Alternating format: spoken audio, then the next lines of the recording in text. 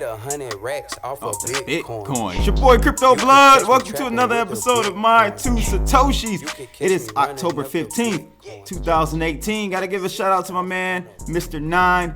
He wanted to play that Bitcoin song by Soulja Boy off his new album, Young Draco. This is crazy, guys. I don't like it. I'm gonna be honest with you. I think it sounds retarded. But you know, he's catching that wave. He's trying to catch that wave off the Bitcoin and cryptocurrency. That's real hot topic nowadays. Even though the price is down amongst millennials, Bitcoin and cryptocurrency is definitely talked about. But I still gotta say, Hooli Gang, their song "Stacking My Coin" is definitely the hottest crypto song out there right now. So check that out on SoundCloud, guys.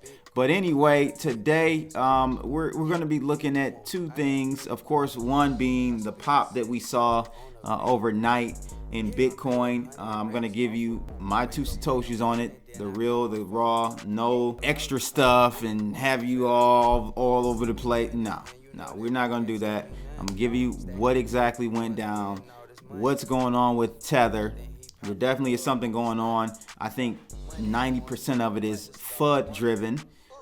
So we'll take a look at that. I don't think Tether is going away by the end of this week. But if you guys recall on, I think either the last off the chain or the kicking it session I did with Crypto Somniac guys, those guys over there, I talked about Tether and what it would look like if there was a panic out of Tether. You would see a move out of Tether into the majors, Bitcoin, Litecoin, Ethereum, and that's exactly what happened. There was some news that came out saying that Binance was going to delist USD Tether. So we're going to take a look at that. It was false. The CEO came out, said that wasn't the case.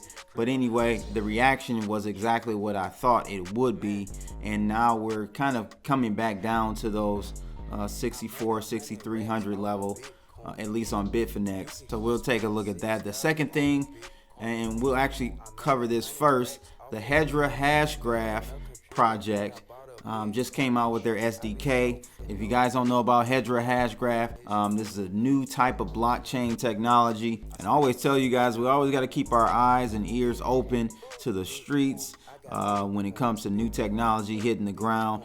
This Hashgraph stuff has some potential. Not sure when, but you definitely want to keep abreast to what's going on with this Hashgraph technology. They already had a private raise and all that stuff. Institutional investors only. I hate that. I really do. But I think that's actually the wave of the future. That's going to be the growing trend, unfortunately. But yeah, we'll take a look at this SDK and I'll give you some background on the actual Hedera Hashgraph in a second. First, let's take a look at that market cap. We're at 211. Wow, we were just at under 200 billion. So we've made a bounce up. Now this is showing the price of 6,600 or 6,635 on Coin Checkup. But you know, if we take a look at my chart, I'm showing a price of 64. I don't know what if they're doing a basket of prices for Coin Checkup or not. Not sure how they compose that. I would assume they would. There's a discrepancy there. Bitfinex or Bitstamp. I keep saying Bitfinex. Bitstamp, we have it at 64. But we're Bart Simpson here. Crazy. Unnatural price action there for sure. That's not how normal price action looks. But we're going to talk about this price action here, this wave up, in a second. We're going to talk about that after the first article, which is out of Crypto Ninjas. And it says here, Hedera Hashgraph releases open source SDK.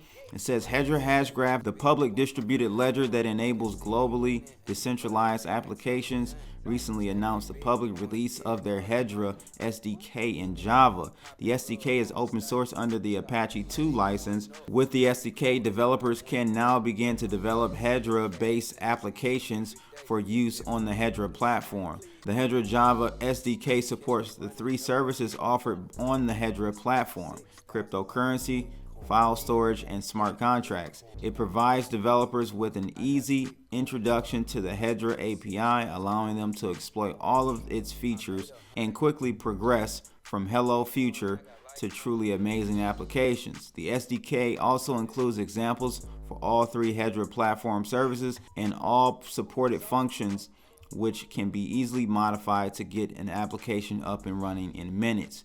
For enhanced cryptographic security, the SDK provides all the necessary tools for generating public-private key pairs and digitally signing transactions. So again, this is a project you should definitely keep your eye out on. It's in its infancy.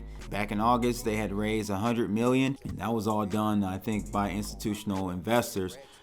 So I'm just going to read this here. The Hedera Hashgraph alternative blockchain platform has successfully raised $100 million through a future token sale targeted at institutional investors. As first reported by VentureBeat on August 1st, 2018, the Hedera Hashgraph team is primed to use the funds to develop a new distributed public ledger that would be faster, more secure, and more efficient than current blockchain systems.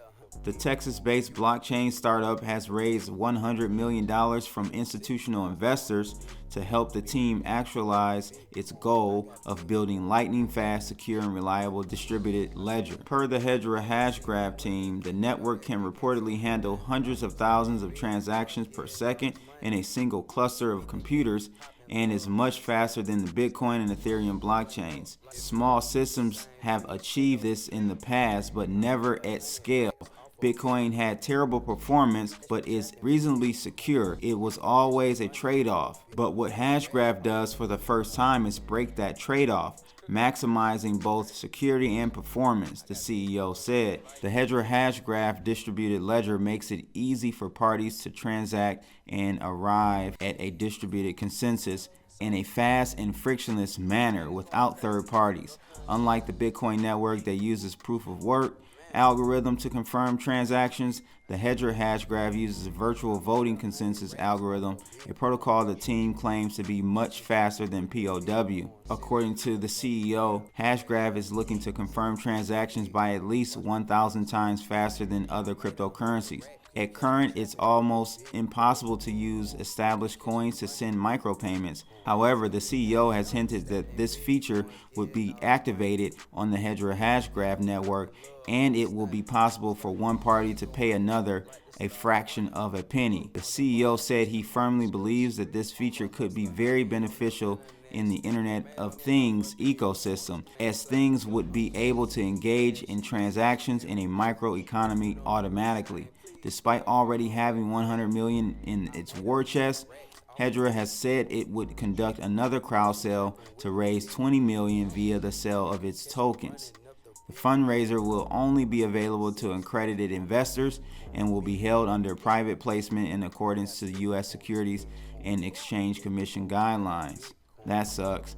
As noted by Hedera, the network will go live September 18th, and some of its partners will have access to the numerous distributed applications on the platform.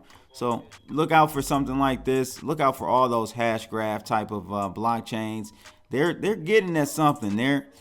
I understand where they're trying to go with this. You know, we'll see. Only time will tell if that is actually the wave, the future of blockchain, or will this, third generation blockchain be able to do it for us, the Trons and the Qtums and EOSs and stuff like that. So we'll see. Have you guys heard of Hedera Hashgraph?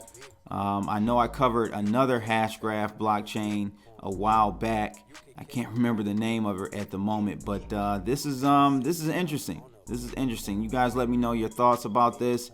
And again, watch out for these types of sneaky under the radar protocols, because this may be the future and you want to make sure you're abreast and aware of what's going on. The article that I want to talk about though is why Bitcoin took a sudden hike. This is out of CoinGate. This kind of goes through all of the backstory behind this move up. So it says Bitcoin crossed 7,000 and climbed to 7,700 on some exchanges like Bitfinex. The surge in Bitcoin price has been attributed to USDT, which went down below 95 cents, while KuCoin temporarily closed USD deposits and withdrawals. Today, Bitcoin jumped the 7K mark with 24-hour gains of over 10%. The majority of the crypto market enjoyed significant gains all of a sudden. So what prompted prices to surge, it says? Well, a popular FUD surrounding the market has been that Binance will be delisting all the USDT pairs from its platform. And this has been the reason why all the USDT pairs were pumped, because everyone wanted to get out of them. However, as put by Binance CEO Changpeng Zhao on Twitter in clear terms, too much FUD. He said, well, this certainly points out the fact that the stablecoin is not much stable, as USDT dropped below 95 cents. Meanwhile, KuCoin temporarily closed USDT deposits and withdrawals, stating, due to USD wallet system maintenance, we have decided to temporarily close deposits and withdrawals for USDT. So the article goes on to pose the question, is USDT the real culprit? Also, Bitfinex provided an update on its fiat deposit, explaining, on Thursday, October 11th, 2018, Bitfinex decided to temporarily pause fiat deposits in US pound, euro, and yen for certain customer accounts in the face of processing complications. Again, I said this when I covered this whole Bitfinex FUD last week. They were allowing withdrawals, they were just blocking deposits. So that should let you know right there. And I'm not trying to defend them, I'm just giving you the fact. You could withdraw your USDT at any point with Bitfinex. It was just that no new deposits were being allowed at the time. The official announcement reads that all crypto and fiat withdrawals are processing as usual without the slightest interference. The official announcement reads that all crypto and fiat withdrawals are processing as usual without the slightest interference, while fiat deposits are temporarily paused for certain user groups. Bitfinex concluded with the promise, we are working to implement a new and increasingly robust fiat deposit system to be available in the next 24 hours by Tuesday, October 16th. So that's tomorrow, guys, to allow for the efficient processing of fiat deposits. So USD Tether is not going away by the end of this week. Don't believe that. The FUD is crazy, and like I said, FUD will only last for a short while, and then the market will digest the information and then go back to where it was or close to where it was before the FUD occurred. Many times people think that FUD can change the direction of a market long term. Not even more than a week, I would say. FUD can't really fundamentally change the direction or tone of a market. We have here with Bitcoin. Bitcoin's been in a bear market since January, essentially, right? Well, when we started going lower, there were different articles and different things coming out, rumors, negative rumors and articles about Bitcoin, and people were saying this is why we're going lower, this is why we're going lower. No, this is an overall fundamental bear market that we're in. It has nothing to do with any short-term FUD.